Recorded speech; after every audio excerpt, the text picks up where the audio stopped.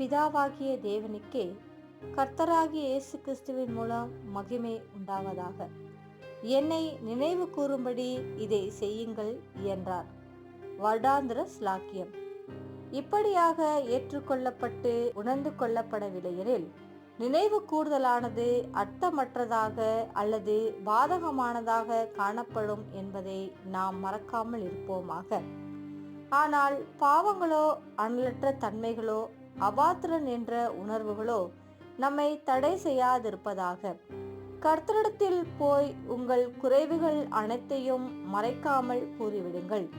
உங்கள் சகோதர சகோதரிகளிடத்தில் அல்லது நீங்கள் யாருக்கு விரோதமாய் குற்றம் செய்தீர்களோ அவர்களிடத்தில் போய் அவர்கள் உங்களிடத்தில் தவறுகளை ஒப்புக்கொள்ளுகிறார்களோ இல்லையோ நீங்கள் முழுமையாய் ஒப்புக்கொண்டு விடுங்கள்.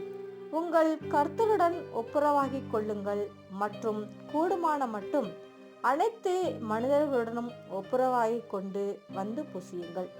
ஆம், இப்பொழுது அல்லது பின்னர் ஏற்ற காலத்தில் ஏற்றுக்கொள்பவர்கள் அனைவருக்குமான கர்த்தருடைய ஐஸ்வர்யமான ஏற்பாட்டில் பங்கெடுங்கள். ரீப்ரிண்ட் 4153. ஆமென்.